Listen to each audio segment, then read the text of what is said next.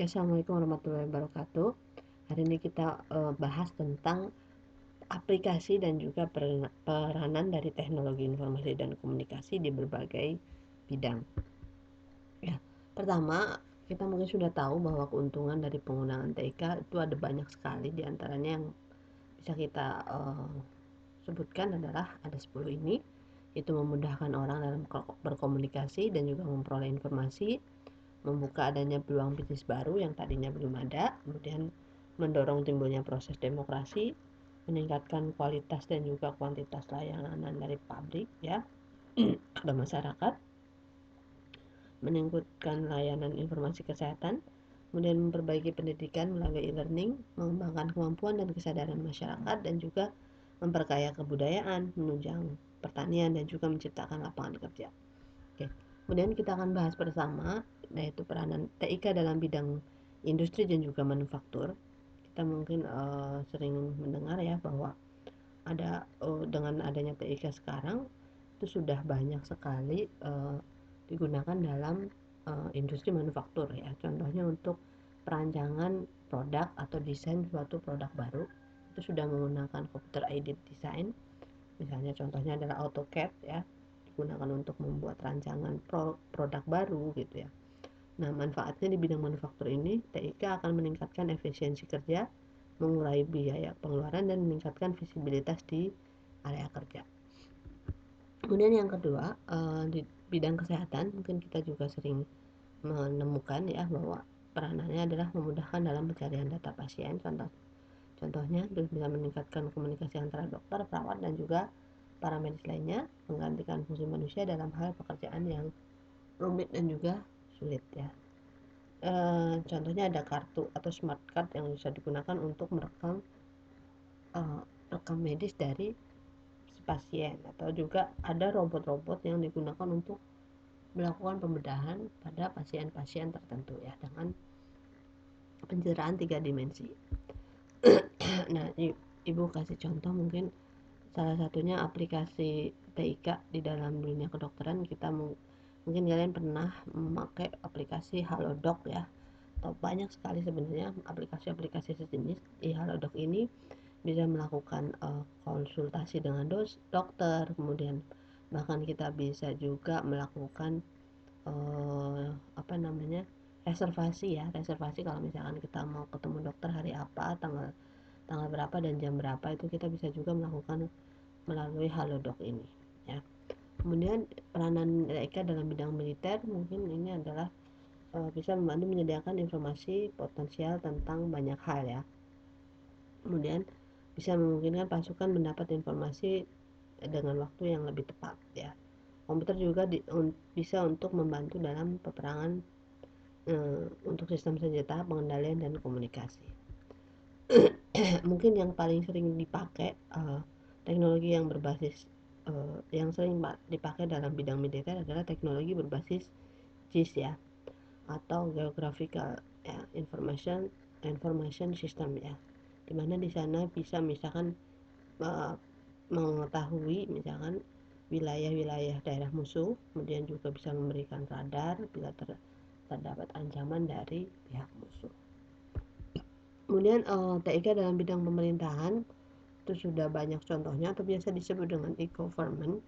Contohnya kita bisa mengisi pajak secara online, membayar pajak secara online melalui e-filing. Kemudian juga kita bisa membuat paspor ya secara elektronik ya, melalui itu disebut dengan paspor elektronik. Nah, TIK dalam bidang pemerintah ini adalah pelayanan-pelayanan yang bersifat publik ya, yang bisa diakses oleh masyarakat. Dengan adanya TIK maka masyarakat bisa mendapatkan layanan dengan cara lebih cepat dan juga lebih efisien. Kemudian pelayanannya pasti manfaatnya adalah pelayanan yang lebih baik, kemudian peningkatan hubungan antara pemerintah ya, baik itu misalkan daerah dan juga pusat, kemudian pemberdayaan masyarakat melalui informasi yang mudah diperoleh ya, bisa tentang jasa-jasa data-data dari masyarakat yang bisa diperoleh oleh pemerintah. Survei ya, bisa melakukan survei secara TIK. Pelaksanaan pemerintah juga akan lebih efektif dan efisien. ya, misalkan bisa berkoordinasi melalui email ataupun video conference. Oke.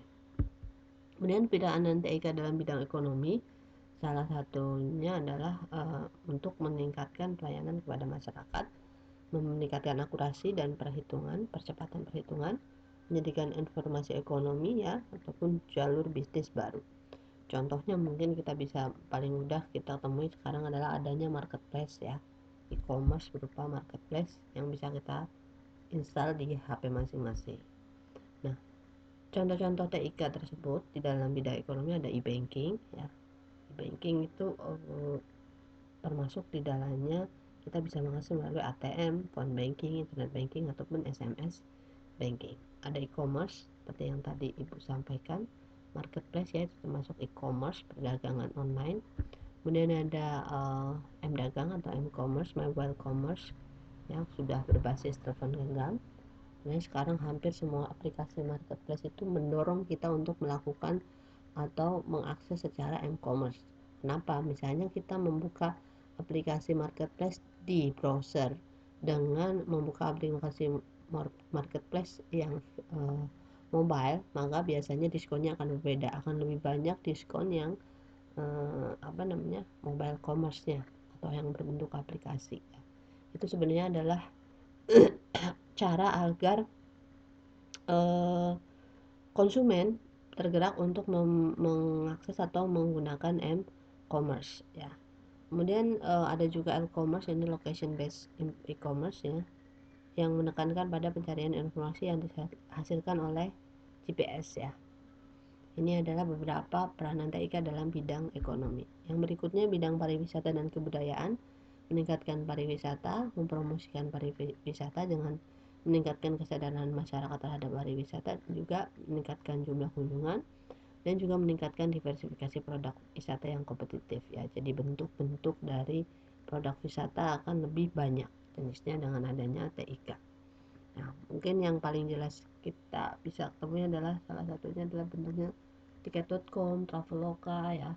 Itu juga termasuk peranan atau penerapan TIK dalam bidang pariwisata dan kebudayaan. Oke, dalam bidang politik itu bisa juga kita temukan dalam hal untuk melakukan e-voting ya. Tapi kalau untuk Indonesia belum terlalu digunakan karena mungkin dari segi keamanan masih terlalu rentan ya.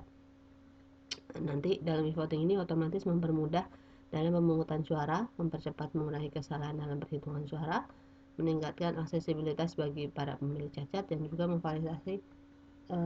dapat memfasilitasi kecurangan dalam pemilu. Tapi ini masih keamanannya masih sangat dilakukan karena mudah dimanipulasi. Nah, TIK dalam bidang berikutnya adalah bidang pendidikan. Misalnya adalah TIK dalam sebagai skill dan kompetensi, bagaimana seseorang bisa menguasai TIK itu sendiri. Kemudian sebagai infrastruktur pembelajaran ya, hardware dan softwarenya. Kemudian TIK sebagai sumber bahan belajar ya, jadi materi yang dipelajari. Kemudian sebagai alat pandu dan juga fasilitas pembelajaran ya tadi ya, fasilitasnya, dan juga TIK sebagai pendukung manajemen pembelajaran ya, bisa melalui layanan berbentuk TIK ya. Kemudian yang terakhir juga TIK sebagai pendukung keputusan ya, bisa untuk menentukan sesuatu kita bisa melalui atau menggunakan TIK yang ada di dalam bidang pendidikan. Contohnya peran TIK-nya adalah ada internet ya, berbasis pendidikan, di mana kita bisa mengakses pendidikan melalui internet tersebut. Adanya hardware yang berhubungan dengan TIK yang digunakan dalam bidang pendidikan. Oke, mungkin itu saja yang bisa Ibu jelaskan mengenai peranan dan juga aplikasi TIK di berbagai bidang. Semoga dapat dimengerti. Terima kasih sudah menyimak. Assalamualaikum warahmatullahi wabarakatuh.